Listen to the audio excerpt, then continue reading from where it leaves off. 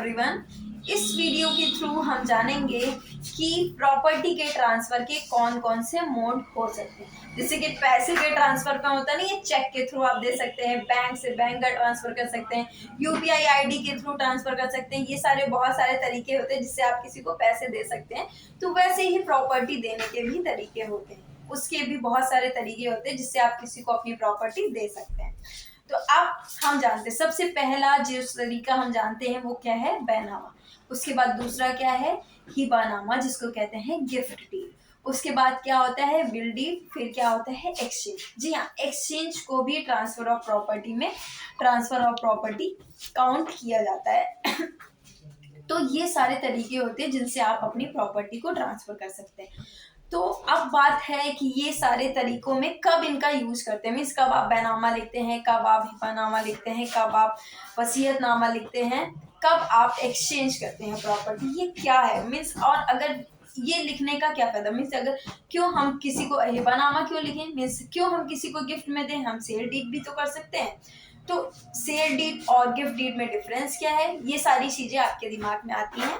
तो चलिए इस वीडियो में हम इन्हीं सारी चीजों को जानेंगे। सबसे पहली बात हम करते हैं सेल डीड की, जिसे हम बैनामा कहते हैं। बैनामा क्या होता है कि आप किसी से कुछ पैसे ले करके अपनी जमीन को उसे देते हैं, जिसमें आप ये इंश्योर करते हैं कि आप सारे राइट्स जितने भी आपके उस जमीन पे थे वो सारे आप उसको ट्रांसफर कर रहे हैं कुछ पैसे ले करके, या फिर आप उसमें प्रॉमिस, वो प्रॉमिस करता है कि आपको मैं इतने दिनों में ये पैसे दे दूंगा, तब आप ले लीजिएगा।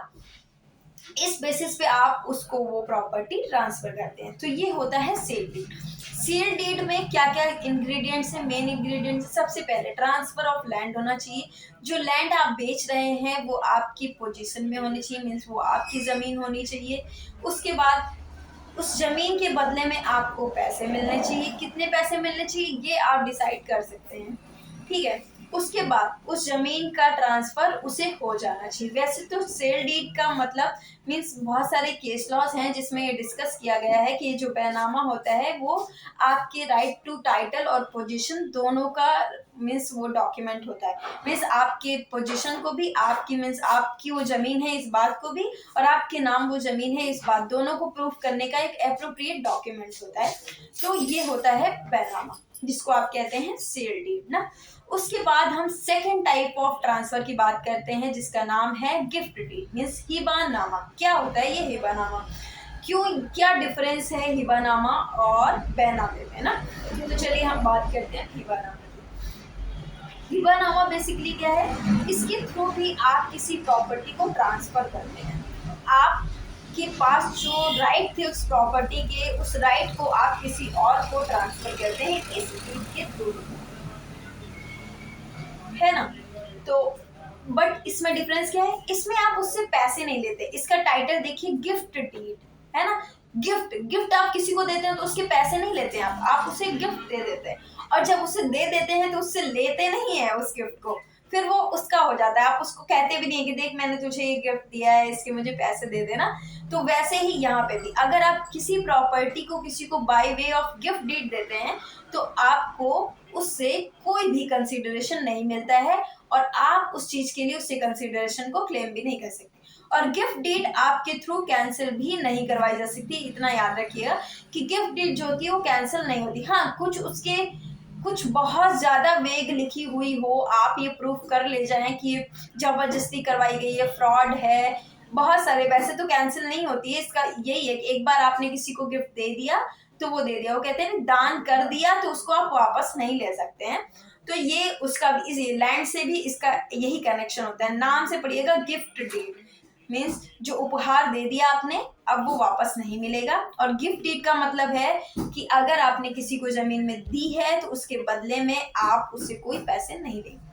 उसके बाद क्या आता है, विल डीड, वसीयतनामा। वसीयतनामा में क्या है, वसीयतनामा में है कि जो आज जिस प्रॉपर्टी के आप मालिक हैं उस प्रॉपर्टी को फ्यूचर में आपके ना रहने के बाद उस प्रॉपर्टी का यूज कौन करेगा, कैसे करेगा, इसका डॉक्यूमेंट होता है विल डीड। मीन्स ये जो वसीयतनामा है वो इस प्रकार का जो दस्तावेज है जो ये बताता है कि आपकी जो प्रॉपर्टी है जिसमें आप अधिकार है आपका पूरा, जिस पे आप राज कर रहे हैं, वो प्रॉपर्टी कब किसी को कैसे मीन्स कोई उसका कैसे यूज करेगा आपके मरने के बाद, कौन यूज करेगा और कैसे यूज करेगा, आप ये भी मीन्स कैसे यूज करेगा ये भी उसमें डिफाइन कर सकते हैं। तो ये हो जाता है वसीयतनामा। वसीयतनामा में ज़्यादा कुछ स्टैम्प ड्यूटी वगैरह उस प्रॉपर्टी की नहीं देनी पड़ती है और ना ही आपको उससे पैसे लेने होते हैं। वसीयतनामा आपके मरने के बाद ही डिस्क्लोज होता है और जो लास्ट वसीयतनामा होता है वही प्रिवेल करता है। और लास्ट वसीयतनामा में पहले वाले वसीयतनामा को मेंशन करना भी ज़रूरी है और नहीं किया है तब भी जो लास्ट वाला होगा वही प्रिवेल करेगा। तो ये हो गया, ये 3 मोड हो गए ट्रांसफर के। उसके बाद एक्सचेंज भी होता है। एक्सचेंज में क्या होता है कि आपकी प्रॉपर्टी है कहीं और, फिर एक और आपकी कहीं मीन्स किसी दूसरे की प्रॉपर्टी, आप उसकी प्रॉपर्टी लेना चाहते हैं, उसके बदले में आप उसको दूसरी अपनी जो प्रॉपर्टी है वो देना चाहते हैं। तो आप उससे बात करेंगे। इसकी कुछ कंडीशंस होती हैं कि वो जो लैंड होती है सिमिलर नेचर की होनी चाहिए और उसका जो मीन्स जो प्राइस है वो भी सेम होना चाहिए, कुछ ऐसे करके बहुत सारी चीज़ें होती हैं जो वो उस टाइम पे देखी जाती हैं जब एक्सचेंज आप कर रहे होते हैं। तो ये सारी चीज़ें हो गई कि किस टाइप से मोड ऑफ ट्रांसफ़र क्या क्या होते हैं, किस प्रकार से उसका मीन्स दिया ट्रांसफ़र किया स्थानांतरण किया जा सकता है आपकी प्रॉपर्टी का किसी और को ना। तो ये सारे मोड हो गए। अब हम बात करते हैं कि गिफ्ट डीड और सेल डीड में डिफरेंस क्या है, क्योंकि आप याद रखिएगा जो स्टैंप ड्यूटी होती है यूपी में की बेसिकली हम बात कर रहे हैं और स्टेट की अलग अलग होती है, आप वहाँ की देख सकते हैं, वो वहाँ का अलग होगा तो वहाँ का आप देख लीजिए। बट जो यूपी में है वो क्या है कि स्टैंप ड्यूटी जो है वो सेल डीड और गिफ्ट डीड दोनों की सिमिलर होती है, बहुत ज़्यादा डिफरेंस नहीं होता है। तो इसलिए दोनों में स्टैंप ड्यूटी सेम पड़ती है। तो लोग कहेंगे तो फिर हम बैनामा क्यों करें या फिर हम गिफ्ट डीड क्यों करें जब हमारे पैसे तो सेम लगने हैं। तो देखिए, जब आप किसी को प्रॉपर्टी पैसे के बदले में दे रहे हैं, आप उसके पूरे पैसे ले रहे हैं, तो ये सही होगा कि आप उसको बैनामा करें, उसको सेल डीड लिखें, क्योंकि वो पैसे आपको मिल रहे हैं इस बात को आपको मेंशन करना पड़ेगा। वो पैसे कैसे मिल रहे हैं इस बात को भी आपको मेंशन करना पड़ेगा और आपको स्पेसिफिकली मेंशन करना पड़ेगा कि हमने आरटीजीएस के थ्रू लिया है, आरटीजीएस नंबर और कितना अमाउंट, ये सब आपको उसमें लिखना पड़ेगा। या फिर फ्यूचर में हम इस चेक के थ्रू उनको, ये चेक हमने इनको दे दिया, फ्यूचर में हम इसमें पैसे डलवा देंगे और ये निकाल लेंगे, इन बातों का मेंशन करना जरूरी है। अगर आप ये सारी बातें अपने बैनामे में नहीं लिखते हैं तो वो उस बैनामे के कैंसिल होने का एक कारण बन सकता है, क्योंकि बैनामे के मतलब बहुत सारे ऐसे हाई कोर्ट और सुप्रीम कोर्ट ने ऐसे जजमेंट दिए हैं जिसमें उन्होंने ये कहा है कि अगर कंसिडरेशन नहीं दिया गया है तो वो मांगा जा सकता है, लेकिन कब ये कैंसिलेशन का ग्राउंड बन सकता है जब ये प्रूफ कर ले जाएं कि इनको पैसे देने का कोई इरादा ही नहीं है। और आप सोचिए अगर आप उनको पैसे दे चुके हैं और फिर उनको पैसे मीन्स फिर वो आपसे पैसे मांगे तो आपको अच्छा नहीं लगेगा। इसलिए आप जो पैसे दे रहे हैं उनको स्पेसिफिकली मेंशन करिए कि किस तरीके से दे रहे हैं, जो तरीका है उसको साफ साफ लिखिए। अगर आरटीजीएस है तो आरटीजीएस का नंबर साफ साफ लिखिए, चेक के थ्रू है तो चेक का नंबर लिखिए, फ्यूचर में उस चेक को विड्रॉल कराने के लिए दे रहे तब भी उस चेक का नंबर लिख दीजिए। तो ये सारी चीजें हो जाती हैं कि बैनामे में अगर आप किसी को दे तो ये जो कंसीडरेशन होता है ये बैनामे का एक एसेंशियल एलिमेंट होता है, मीन्स एक आवश्यक तथ्य होता है जिसका होना जरूरी है किसी बैनामे में। अगर नहीं होता है तो वो उसके कैंसिल होने का कारण बन सकता है। उसके बाद आता है हिबानामा, गिफ्ट डीड। गिफ्ट डीड में क्या है, इसमें भी ट्रांसफर ऑफ प्रॉपर्टी है, इसमें भी डीड लिखी जाएगी, लेकिन इसमें ट्विस्ट क्या है, इसमें आप उनसे कोई पैसे नहीं लेंगे, इसमें सिर्फ और सिर्फ पोजीशन का ट्रांसफर होगा, पैसे का कोई आदान प्रदान नहीं होगा। इसका जो मेन इंग्रेडिएंट है वो क्या क्या है हिबानामा का, सबसे पहला है कि जो प्रॉपर्टी है उस पे आप पूरी तरीके से काबिज हों, वो आपके नाम हो, आप उस प्रॉपर्टी के पूरे पूरे हकदार हो। ऐसा ना हो कि प्रॉपर्टी 3-4 लोगों की है और आप अकेले उसको गिफ्ट डीड कर देंगे तो आप सोच रहे हैं कि उनको मिल जाएगा, नहीं, वो नहीं होता। उस सिचुएशन में क्या होगा वो मैं बाद में डिस्कस करती हूँ, अभी सिर्फ गिफ्ट डीड के बारे में बात करते हैं ना। तो ऐसी सिचुएशन में क्या होगा कि मीन्स अगर, इसलिए सबसे मेन इंग्रेडिएंट क्या हो गया कि आप उसके मालिक होने चाहिए, जिस प्रॉपर्टी को आप उस गिफ्ट डीड में लिख रहे हैं वो प्रॉपर्टी के मालिक आप होने चाहिए।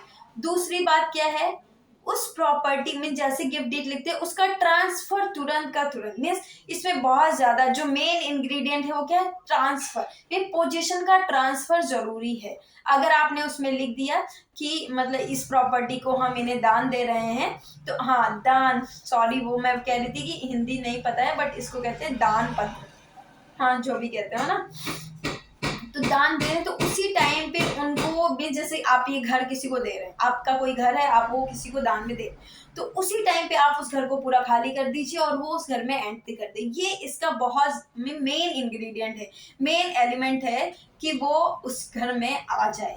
ठीक, तो ये हो गया गिफ्ट। अब मैं कह रही थी कि कब गिफ्ट डीड करनी चाहिए, कब आपको वो सेल डीड करनी चाहिए। देखिए अगर आपको पैसे मिल रहे हैं तब तो आप सेल डीड करें, लेकिन कभी कभी ऐसा होता है नहीं कि भाइयों को आप प्रॉपर्टी दे रहे होते हैं और आप सेल डीड लिखवा देते हैं, और सेल डीड में जो आपके लॉयर होते हैं, बैनामा लेखक जो होता है, डीड राइटर जो होता है, उसका दिमाग को लगाता है, कहता है कि हम इसमें लिख देते हैं कि हम इसमें पहले इतने पैसे प्राप्त कर चुके हैं, ये लिख करके हम बैनामा कर देते हैं। तो इन सब चीजों को अवॉइड करिए। में सी छोटी छोटी सी चीजें हैं, अगर कोई डिस्प्यूट नहीं है तो कोई बात नहीं, सब चलता रहता है। लेकिन अगर कहीं कुछ गड़बड़ हुई, किसी के दिमाग में ये बात घूम गई कि इसको क्या कर सकते हैं, और वो वकील के पास चला गया, तो वकील उस डीड को देख करके उसमें ये सारी कमियां निकाल करके और कैंसिलेशन का दावा दायर करता है। फिर क्या होता है, भले ही वो डीड कैंसिल ना हो, लेकिन आप बहुत लंबे टर्म तक परेशान हो जाते हैं। कभी कभी हम बीइंग अ लॉयर ये देखते हैं कि लोग समझौता कर लेते हैं, जिस प्रॉपर्टी के आप पूरे पूरे हकदार होते हैं वो आधा किसी और को देने के लिए तैयार हो जाते हैं। तो अगर आप पैसे खर्च कर रहे हैं किसी को प्रॉपर्टी ट्रांसफर करने के लिए, तो एक सही डायरेक्शन में खर्च करिए। मीन्स आपके पास एक एक मिस तरीका और है, जैसे कि गिफ्ट डीड से अगर आप किसी को देंगे तो उसमें आपको पैसे का ट्रांजैक्शन नहीं दिखाना होगा, और फिर आप मीन्स कोई ये बात कह के नहीं कैंसिल करवा पाएगा कि इन्होंने हमसे जबरदस्ती ले लिया था, है ना।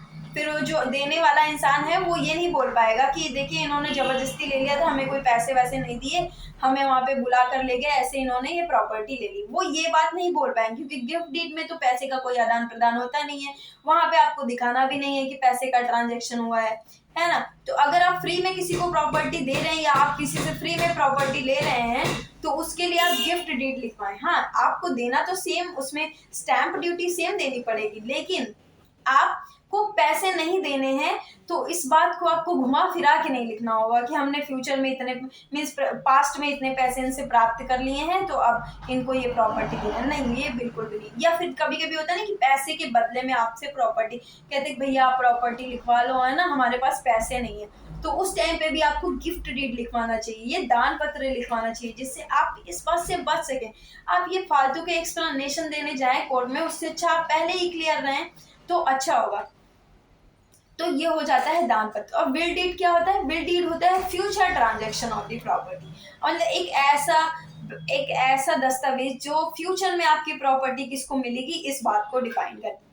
वो आप अपनी सारी प्रॉपर्टी को दे सकते हैं, किसी को भी दे सकते हैं, किसी के नाम भी बिल कर सकते हैं, ये आपका राइट है कि आप किसी को भी, जो जिसको भी आपको लगता है कि वो आपका सेवा पानी अच्छे से कर रहा है या फिर आपकी प्रॉपर्टी की अच्छे से देख रेख कर पाएगा, उसको दे देंगे। एक्सचेंज में बता चुकी हूँ कि उसके क्या क्या कैसे कैसे क्या क्या क्राइटेरियाज होते हैं एक्सचेंज करने के। तो बस transfer of property, various ways of transfer of property में इतना ही। बाकी अब नेक्स्ट वीडियो में कुछ और डिस्कशन करते हैं। Okay, thank you, bye bye.